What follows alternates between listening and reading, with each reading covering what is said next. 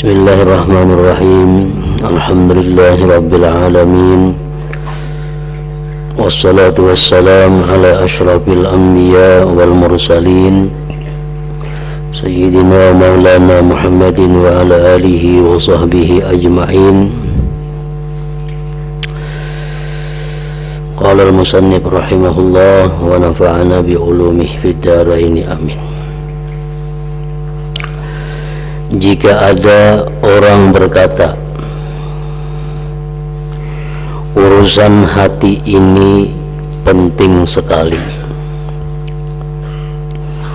karena itu beritahukanlah kepadaku tentang usaha-usaha yang bisa membaguskan hati dan afat-afat penyakit-penyakit yang melintang sehingga dapat merusak hati. Barangkali aku akan dapat bersungguh-sungguh menjalankan hal itu.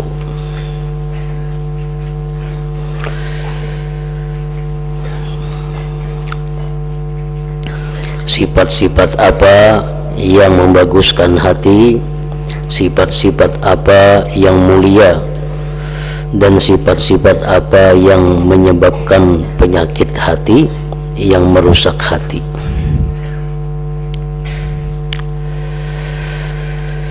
Bolehlah dikatakan kepada orang yang berkata demikian, ketahuilah bahwa perincian masalah ini panjang sekali, yang tidak bisa termuat dalam kitab yang ringkas ini. Para ulama akhirat menaruh perhatian dengan menerangkan perincian itu dan menyusun kitab hanya mengenai faidah ini, lain tidak. Artinya banyak kitab-kitab yang dikarang oleh para ulama yang menjelaskan tentang penyakit-penyakit hati dan sifat-sifat yang mulia yang mesti ada di dalam hati. Mereka telah menuturkan tentang apa yang diperlukan bagi sifat-sifat baik dan buruknya hati. Kira-kira ada 90 pekerti, 90 sifat.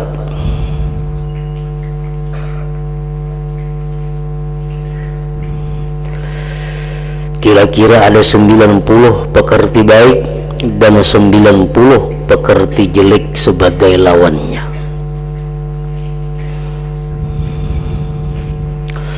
Kemudian di antara pekerjaan dan usaha yang wajib dan yang dilarang juga kira-kira ada 90 macam dalam segala perinciannya.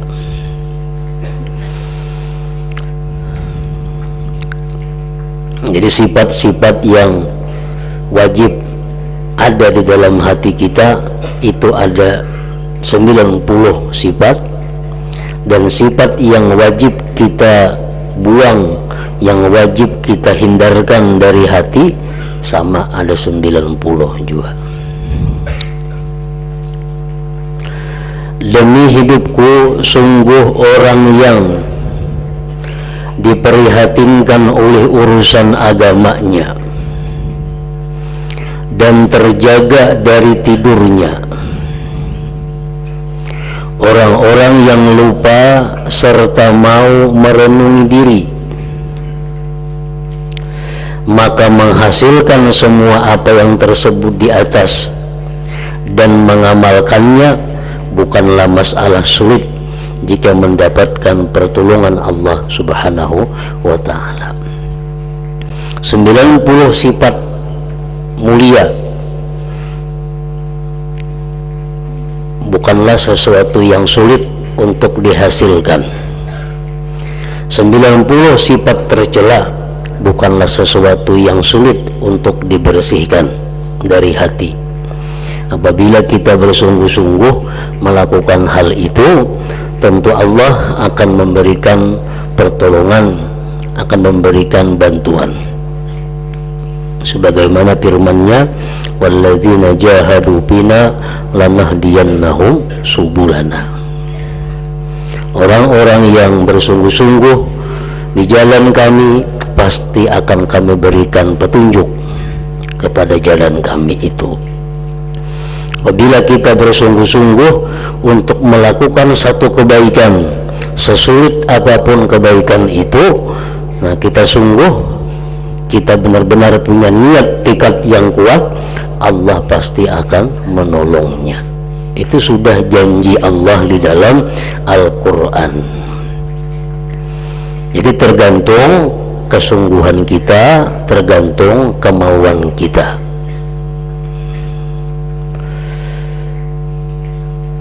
Ibadah yang sulit, tapi kita hendak, tapi kita bujur-bujur, Allah pasti memberi kemudahan. Namun kemudahan itu didapat kada langsung. Misal kita hendak membiasakan sembahyang sunat di malam hari 100 rakaat. Nah, itu adalah hal yang sulit.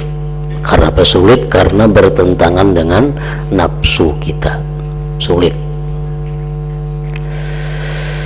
Nah, tetapi sesulit apapun, kalau kita mau sungguh-sungguh, mau bujur-bujur, Allah akan memberikan kemudahan. Allah akan memberikan pertolongan, sehingga akhirnya kita mampu melaksanakan sembahyang sunat 100 rakaat itu. Nah, apabila kita mulai mudahnya melakukan itu, tergantung kesungguhan kita. Sesuai dengan asal muasal kejadian kita. Kejadian kita 40 hari di dalam perut ibu berupa nutfah. 40 hari kedua di rahim ibu berupa alaqah. 40 hari ketiga terakhir kejadian kita di dalam rahim ibu berupa mudghah. Nah, itu 3 waktu, 3 kali 40 hari, itu biasanya waktu yang paling lama untuk mendapatkan satu kemudahan dari Allah. Bila mana kita bermula ingin melakukan ibadah-ibadah yang sulit. Contohnya tadi, kita hendak sembahyang 100 rakaat semalaman, tapi kita bujur-bujur hendak, sungguh-sungguh kita laksanakan, kita akan menemui kesusahan dahulu, kepayahan. Berapa lawas? 40 hari. Sekadar masa kita dalam perut ibu berupa nutfah, berupa air mani. Nah, bila mana ini masih sulit, diperpanjang lagi 40 hari berupa alaqah. 80 hari kita masih susah payah memaksa diri melaksanakan sembahyang 100 rakaat tadi. Tapi kita bujur-bujur tekad yang kuat, kita karasi pulang sampai 40 hari yang ketiga. 120 hari kita berjuang, ini terakhir. Nah, sesudah 120 hari itu kita bujur-bujur berjuang, itu Allah akan memberikan kemudahan. Untuk masa selanjutnya kada akan sulit lagi melakukan ibadah yang 100 rakaat itu. Contohnya, ada sebagian orang yang hanya perlu waktu sebentar. Ini hendak umpamanya mengamalkan salawat kepada Nabi 1000 sehari. Padahal biasanya kada bisa bersalawat. Hendak bersalawat 1000 sehari. Supaya apa? Supaya dapat syafaat Nabi, supaya urusan dunia akhiratnya mudah, supaya anak keturunannya saleh, supaya hidupnya berkah, supaya taufik hidayah selalu datang, lalu mengamalkan salawat 1000 sehari. Itu sulit karena perlu waktu berjam-jam, mungkin paling cepat setengah jam 1000 salawat. Tapi karena kita bujur-bujur hendak kita paksa, bisa kita paling 3 hari merasa sulit, akhirnya dimudahkan oleh Allah, merasa nyaman, merasa lezat membaca salawat. Kalau kada baca merasa kada nyaman. Nah itu bisa paling 3 hari, tergantung kesungguhan hati kita, tergantung kejujuran kita.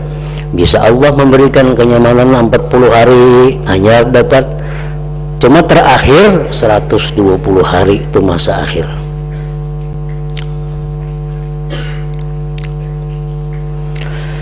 Nah jadi 90 perkara yang wajib ada dalam hati kita, lawannya 90 perkara yang mesti dibersihkan dari hati.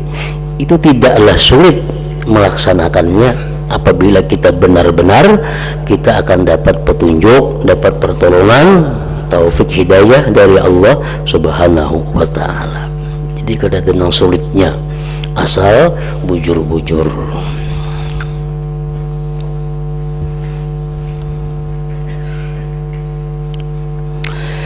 Aku telah menyebutkan sebagian pekerti atau akhlak atau sifat yang terpuji dan yang tercela itu dalam menerangkan keajaiban hati, bagian dari kitab Ihya Ulumuddin. Di situ ada sebagiannya.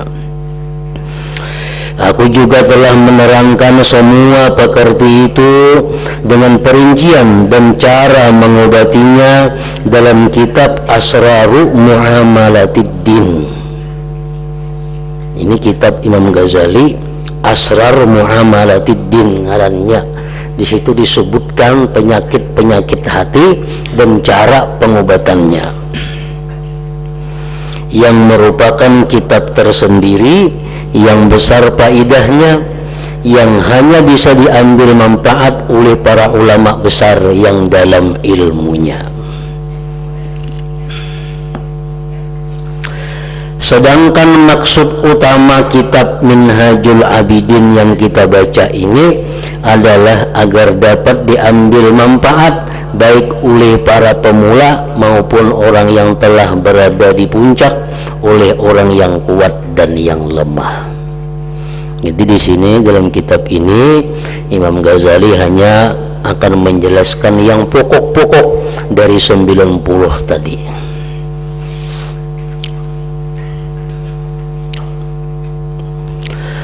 Jadi aku hanya memperhatikan pokok-pokok yang tidak boleh, tidak harus disebutkan dalam mengobati hati dan yang diperlukan oleh masyarakat, serta sama sekali tidak boleh ditinggalkan dalam masalah ibadah. Setelah kurenungkan, aku menemukan 4 hal pokok yang biasanya para orang yang tekun beribadah tergelincir dan juga menjadi afat, penyakit orang yang sungguh-sungguh beribadah kepada Allah Ta'ala, yaitu fitnah hati dan bencana nafsu yang menghalangi, memburukkan, membuat kerusakan dan merusak orang yang beribadah. Dan ada lagi 4 perkara yang menjadi imbangannya, yaitu perkara yang menegakkan para hamba, teraturnya ibadah, dan baiknya hati. Jadi diringkas sidin, disimpulkan sidin, ada 4 tertinggal lagi. 4 yang wajib kita jauhkan dari hati, 4 yang wajib kita tanamkan di dalam hati. 4 sifat itu ialah yang tercela yang wajib dihilangkan dari hati. Satu, melanturnya angan-angan. Nah, artinya merasa bahwa kehidupanku ini masih lama. Melantur angan-angan. Bila dalam hati kita ada perasaan bahwa kita ini hidup masih lawas, itu adalah sifat tercela yang wajib dibuang.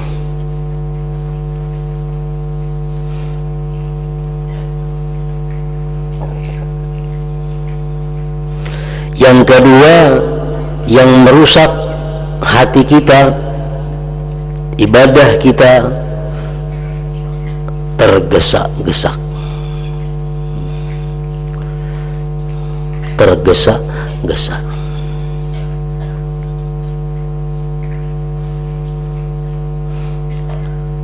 Beancap-ancap. Beribadah itu walaupun kita pindik, tapi perlahan lebih baik daripada panjang cuma beancap-ancap. Karena beancap-ancap itu bisa mengakibatkan kesalahan-kesalahan yang akhirnya ibadah kita ditolak oleh Allah. Tergesa-gesa bukan berarti ringkas. Ringkas lain lawan tergesa-gesa. Rasulullah SAW itu kalau sembahyang paling ringkas dan paling sempurna. Sembahyang Nabi itu ringkas dan sempurna. Lain tergesa-gesa.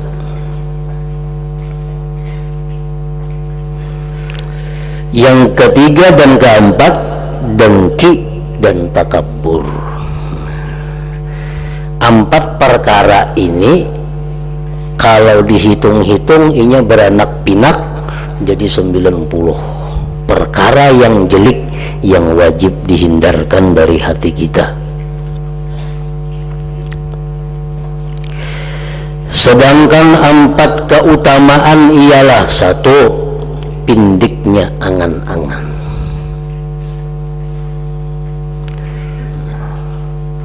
Kada merasa hidup ini lawas.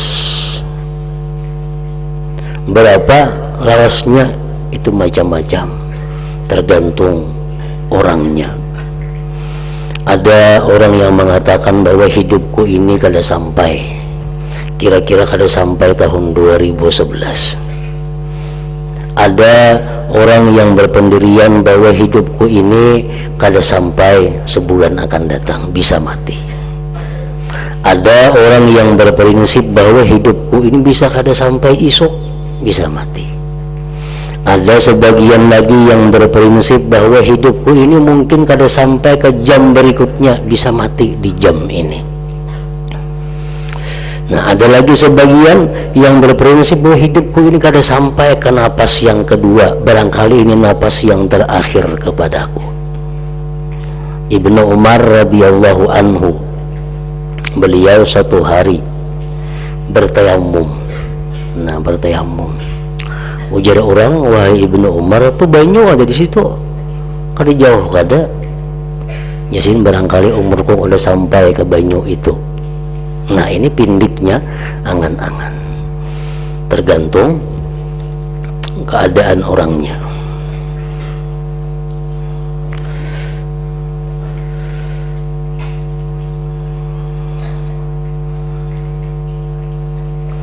Maksimal 1 tahun, 1 musim. Nah, itu sudah maksimal. Kalau kita sudah merasa hidup sampai tahun berikut, itu sudah kita dianggap panjang angan-angan. Nah, kalau kita merasa bahwa hidupku ini kada sampai ke tahun berikutnya, itu sudah tergolong kita orang yang pindik angan-angan, walaupun itu yang paling rendah.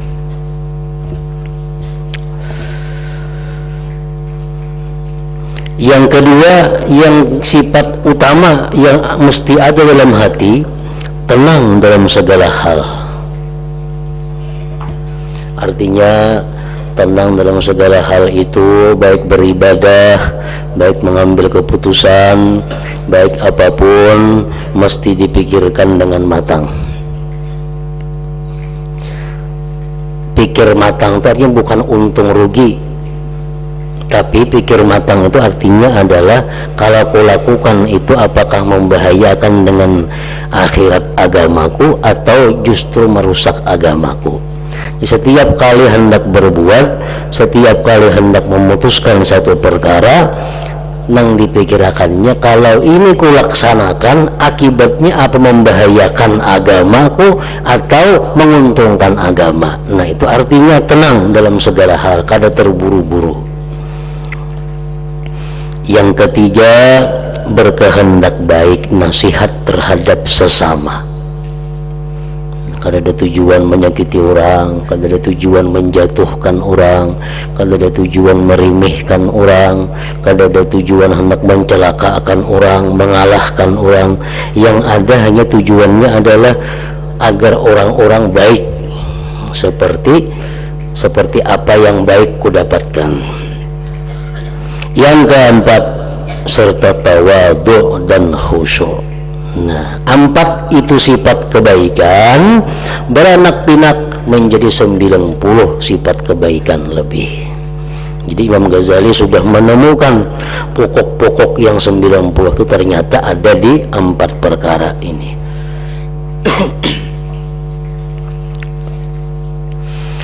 Inilah pokok-pokok untuk membaguskan hati dan merusaknya, serta taidah yang menjadi pusat ibadah.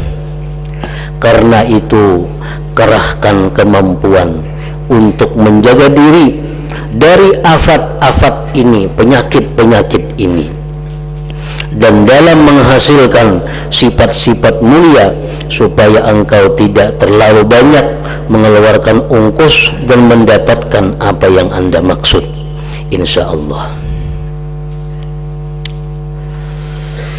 Aku akan memberitahukan tentang penyakit-penyakit atau afat-afat tersebut dengan kalimat-kalimat yang ringkas tapi memuaskan. Penyakit yang pertama yang wajib kita hilangkan adalah melanturnya angan-angan, merasa hidup masih lama di dalam dunia.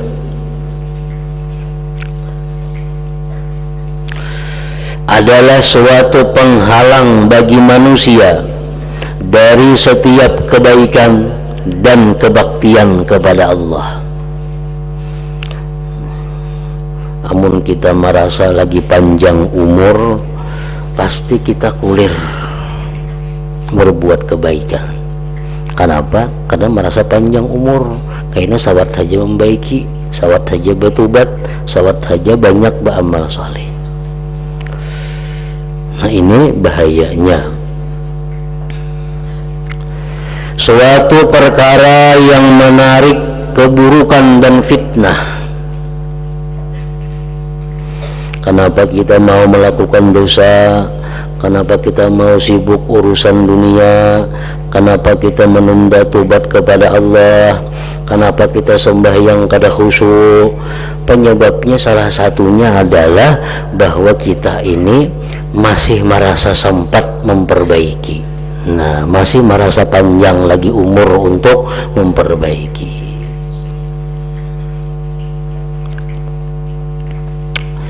Suatu penyakit hati yang menjerumuskan manusia ke dalam bermacam bencana.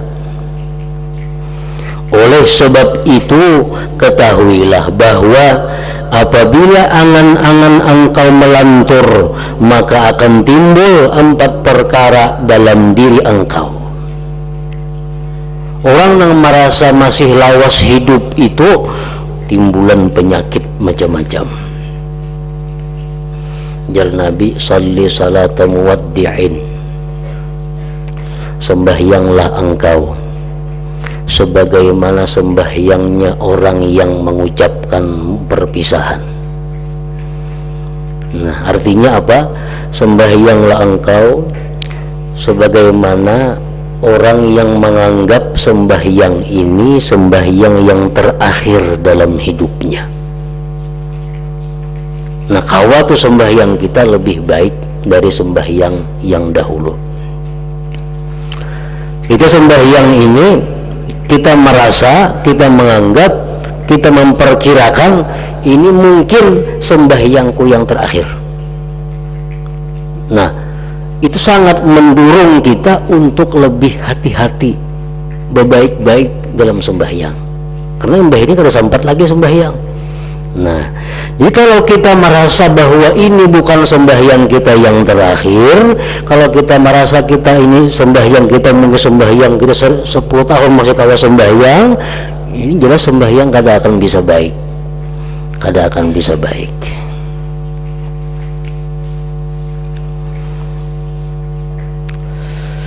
Nah, bahayanya orang yang merasa lawas hidup dalam dunia, satu, meninggalkan taat kepada Allah dan malas. Engkau akan berkata di dalam hati berbisik, nanti akan aku kerjakan. Hari-hari masih panjang, tidak akan luput dariku. Nah, karena kita masih merasa hidup sampai tahun kaina. Kita merasa masih hidup sampai tahun 2012. Lalu, kaina sempat saja, kaina aja. Benar sekali apa yang dikatakan Daud At-Tai ketika mengatakan, barang siapa takut ancaman Allah, maka apa yang jauh menjadi dekat. Dan barang siapa melantur angan-angannya, maka jeliklah amalnya.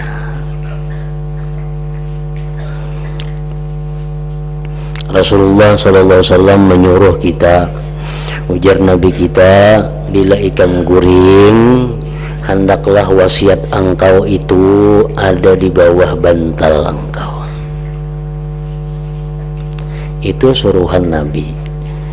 Bila ikan guring, tentunya malam guring, kita ada wasiat di bawah bantal. Wasiat itu apa isinya? Memadahkan bahwa aku hutang lawan si anu sekian, aku hutang lawan si anu sekian, sepidak itu ampun si bulan, sandal itu ampun si anu, ini ampun si anu. Nah, si anu ada hutang lawan aku sekian. Nah, itu wasiat yang wajib diwasiatkan kepada yang tertinggal untuk menyelamatkan kita di akhirat. Kena kada tahu di rumah, dikira sapi dia ampun sidin karena injaman, sapi dia motor sandaan. Nah, jadi mesti ada dalam wasiat itu dijelaskan. Nah, jadi ujar Nabi, bila engkau guring, wasiat itu ada. Ini menunjukkan apa? Bahwa begitu kita guring, belum tentu kita bisa bangun dalam keadaan hidup. Nah, jangan-jangan ini guring, salajur guring.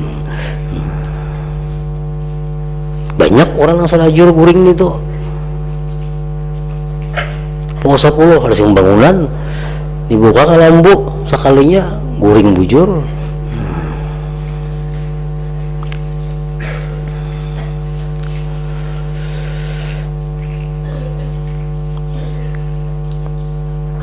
Jadi orang yang merasakan bahwa hidupnya masih lama, hidupnya masih lawas, jeliklah amalnya. Yahya bin Mu'adz Ar-Razi berkata, melanturnya angan-angan itu memutuskan setiap kebaikan.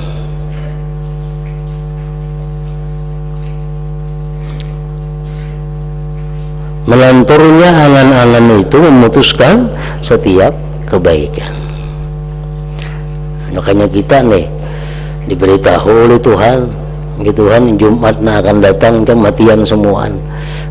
Kira-kira kalau lagi orang nangkap pasarnya, kalau lagi orang nangkap perumahannya, kalau lagi nangkap penerihannya, gardu kosong, semuaan di pasahapan. malam tahajud, karena sudah diberitahu Tuhan seminggu lagi kematian. Manusia akan bersiap-siap menghadapi itu. Seminggu, apalagi isuk di Tuhan mungkin mati, misalkan bermakanan lagi hari ini.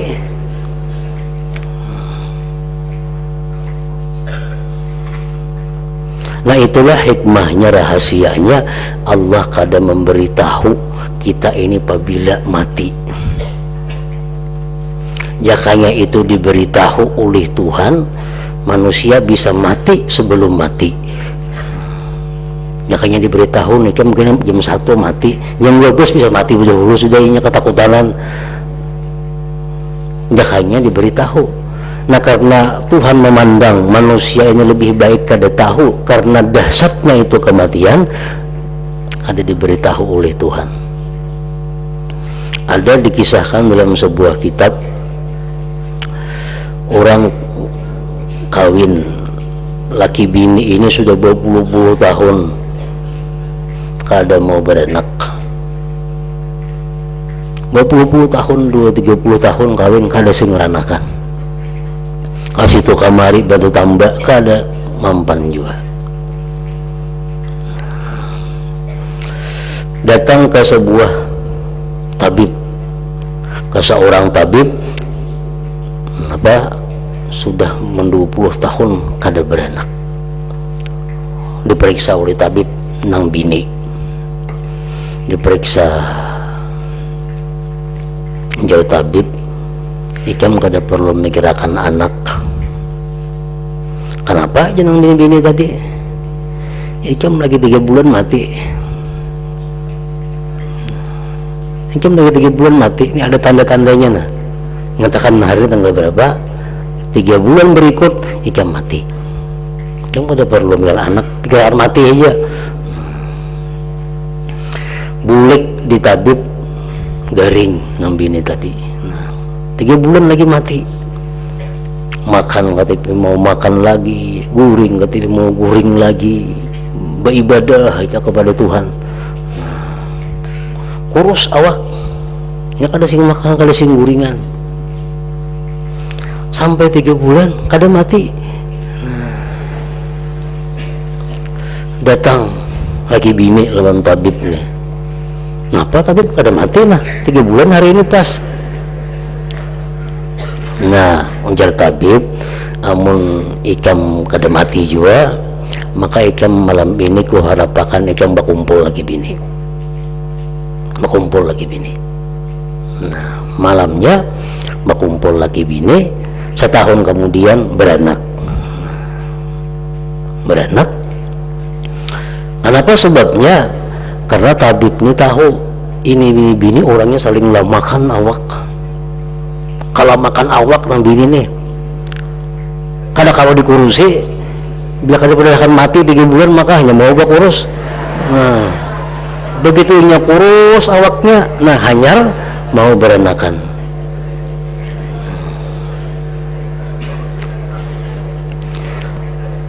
Nah jadi itu rahasianya bahwa Allah kadang memberitahu kita apabila mati itu. Jika kita tahu kita kada bertinggal awak lagi. Ikam diberi umur 60 tahun. Nah, 60 tahun kurang setengah tahun lagi itu sudah mulai kita atur lagi sudah kita. Nah jadi merasakan bahwa kita hidup itu masih lama, membuat segala macam kejahatan. Melanturnya angan-angan itu memutuskan kebaikan. Tamak mencegah setiap perkara hak. Orang tamak kada mau jujur, berjual kada mau jujur, nukar kada mau jujur. Orang tamak. Belinya berjual banyak hujungnya, belinya nukar orang maka rugi. Menjual pun seorang diambung, nukar pun orang dihantak. Wah, ini kada baik pun kami barangnya ini. Nah, padahal kan semua kada baiknya. Bila pun seorang, padahal kan semua yang baiknya. Itu tamak, mencegah setiap perkara hak. Sabar membawa kepada keberuntungan, dan nafsu mengajak kepada setiap kejelekan. Nah, jadi pertama, akibat kita ini merasa masih panjang umur, malas ibadah, malas taat. Yang kedua, apabila kita merasa panjang umur lagi, meninggalkan dan menunda-nunda tobat. Engkau akan berkata, nantilah aku akan bertobat. Hari-hari masih panjang, aku masih muda, umurku baru sedikit, tobat berada di depanku, dan aku melakukannya kapan saja aku kehendaki. Nah, tobat. Padahal banyak berisi dosa yang belum disesali. Dosa yang belum disesali berarti belum tobat. Nah, jadi orang yang tobat nasuha itu orang yang benar-benar tobat dari seluruh dosa. Kita dosa di mata, kita ingat akan. Kita dosa di telinga, ingat akan. Kita dosa di mulut, kita ingat akan. Kita sesali.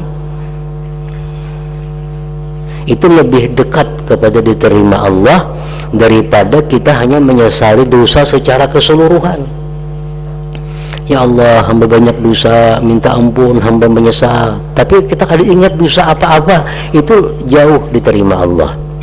Tapi kalau kita ingat satu persatu dosa kita ungkapkan di hadapan Allah, kita sesali dosa itu lebih dekat kepada diterima.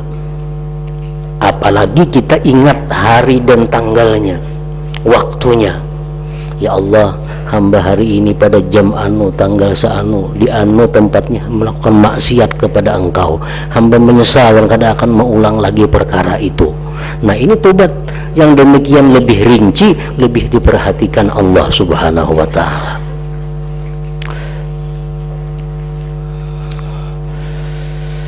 Nah, karena merasa lagi panjang umur, lalu kainah aja batubat. Bila kainah kalau ingat lagi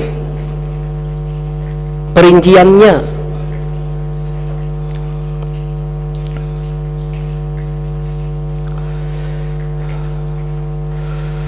Kadang-kadang orang semacam ini tiba-tiba disambar kematian ketika masih saja berbuat dosa. Ini merasa masih anum, kena aja tobat, datang kematian mendadak. Maka kematian menyambarnya sebelum sempat membaguskan amal.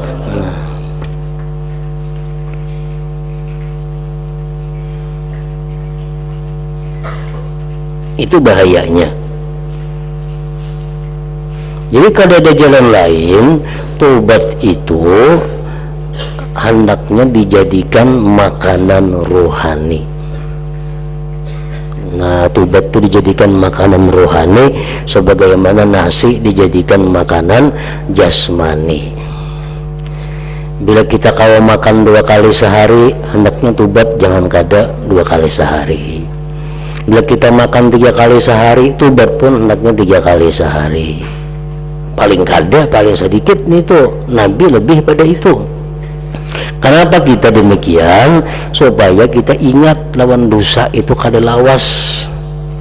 Nah, mulai jam 6 pagi, nah kita misal jam 10 sembahyang duha, habis itu kita tobat kepada Tuhan. Kita kada banyak mengatakan dosa mulai jam 6 sampai jam 10 tadi. Kalau menyesali satu persatunya. Nah, karena jam 10 kita kaimbah zuhur, tobat lagi. Tobatnya kadang-kali astagfirullahaladzim wa atubu ilaih. Aku minta ampun kepada Allah, aku tobat kepadanya. Nah, kita ingatkan dosa-dosa kita yang 2 jam kali, nah, apa yang kita gawe? Mengguring, no, peraya artinya. Nah, amun seminggu sekali bertobat, nah itu kebanyakan sudah, ada keingatan lagi. Kebanyakan yang digawi, kebanyakan dosa di mata, di telinga, di muntung, di batis, dan macam-macam. Nah, jadi jangan sampai karena merasa muda, apalagi yang sudah tua, menunda-nunda tobat itu. Karena ada sedikit orang yang disambar oleh kematian ketika dia berusia masih dalam keadaan muda. Nah, yang ketiga, akibat daripada melanturnya angan-angan rakus dan sibuk mengumpulkan harta duniawi. Ke situ.